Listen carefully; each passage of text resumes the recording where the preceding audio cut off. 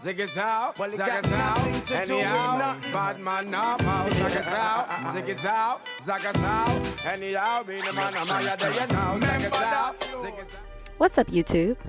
So you know that feeling that you get when you watch a movie or you read a book and something extremely tragic happens and it kind of stays with you for a while?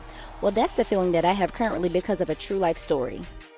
So it took a black man being found dead in Ed Buck's home for the second time to bring attention to Gemmel Moore's and many others' story. Now, if you have no idea what I'm talking about, allow me to enlighten you. Several months ago, I ran across an article in the Daily Mail. And of course, the headline grabbed my attention. In this headline, I saw sex, drugs, money, all the makings of a great true crime drama.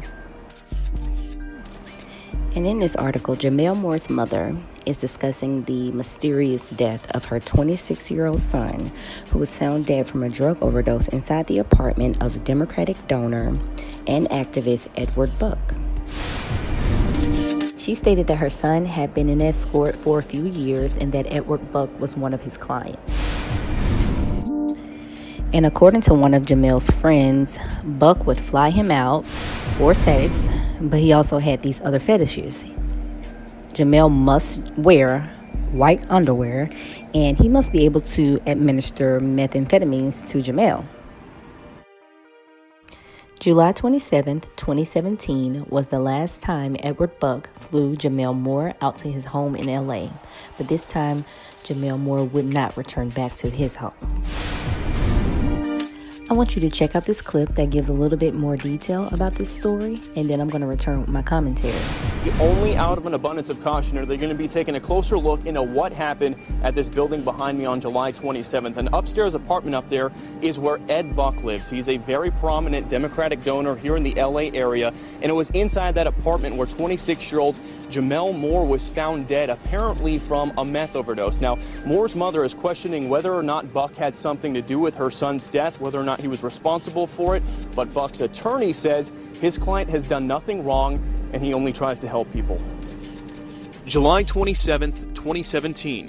Surveillance images revealed a moment when the body of 26-year-old Gemmel Moore is removed from the West Hollywood apartment of Ed Buck, a very well-known Democratic donor in LA. I am calling out the West Hollywood Sheriff's Department to please launch a thorough investigation into the supposed accidental death of my son. In a video posted to YouTube, Gemmel Moore's mother, Letitia Nixon, says she feels the police initially turned a blind eye to her son's case because he was a gay black man, and Buck has political clout. And Buck is a wealthy white politician who has, contributed a lot of money to the different campaigns and different funds. Moore was reportedly a sex worker, and Nixon has questions about her son's relationship with Buck. It was here, inside his apartment, where police found Moore unresponsive. His death was initially ruled an accidental meth overdose, but LA County homicide detectives are launching a probe, citing new concerns. I got no response when I called Buck's apartment, but the building manager provided me with images showing the moments deputies arrived to his residence after Moore's death. Buck can be seen in the white shirt. The manager tells me video captured another young man trying to come up to Buck's apartment while deputies were still there. He says those deputies had to tell the man to go away. A short time later, Moore's body is removed from Buck's apartment. I think that only a white man could get away with having a dead black body in his house. Jasmine Canick is a community activist who has been in touch with Moore's family. She says Moore's family provided her with his journal, which documents his relationship with Buck. He details how Ed Buck, according to him, hooked him on crystal meth. In this passage, Moore writes that Buck gave him his first injection of crystal meth, that it was very painful, but he became addicted to the pain. He adds, quote, "If it didn't hurt so bad, I'd kill myself, but I'll let Ed Buck do it for now," end quote. Buck's attorney, Seymour Amster, tells Fox 11 the journal is full of unverified statements and that he and his client categorically deny them. He described Moore as a troubled soul and called his situation tragic, but said Buck was only good friends with him, describing his client as a kind-hearted man who reaches out to troubled youth who are often homeless.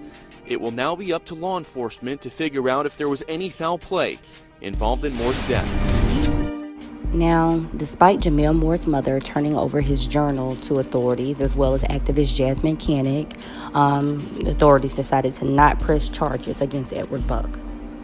And as you can see in the video, while authorities were there removing Gemmel Moore's body, another young black man was attempting to come up to Edward Buck's apartment, assuming for the same thing, sex, drugs, whatever he's into. And since Gemmel Moore's story broke, more black men have come forward stating that Edward Buck has done the same thing to them.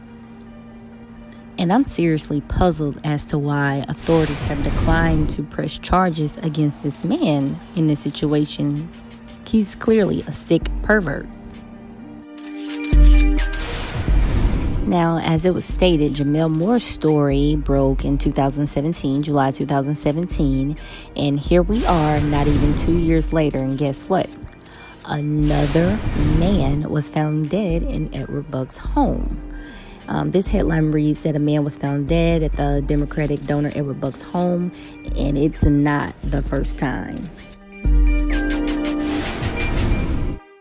Now, victim number 2 has been identified as 55-year-old Timothy Dean. He's a former gay porn star. He died Monday, January 7, 2019.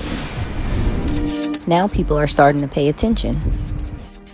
Members of the community have begun protesting outside of Edward Buck's home, and they are demanding justice for not only Gemmel Moore, but Timothy Dean as well.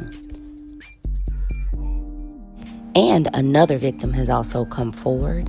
Before, some of the victims did not want to be identified, but now that this situation has occurred twice, a victim by the name of Jermaine Gagnon has come forward to tell his story. So I want you to check out this clip. I was meant to die at Ed Buck's. I was supposed to be the second person dead at Ed Buck's house. Jermaine Gagnon is terrified when he sees the shocking similarities between the deaths of 2 black men and his alleged experience with Ed Buck.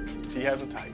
Young, black, handsome. The 28-year-old Minnesota native says he met Buck on the dating site Adam for Adam. Their first date, May 2018. When you first come into the house, you come out of your clothes and you put on his clothes.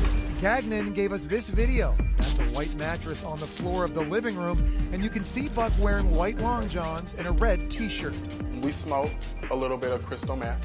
The drugs got more intense. He said, have you ever tried a point? And I'm like, what's the point? He's like, an injection. You inject crystal meth into your vein. He injected my arm.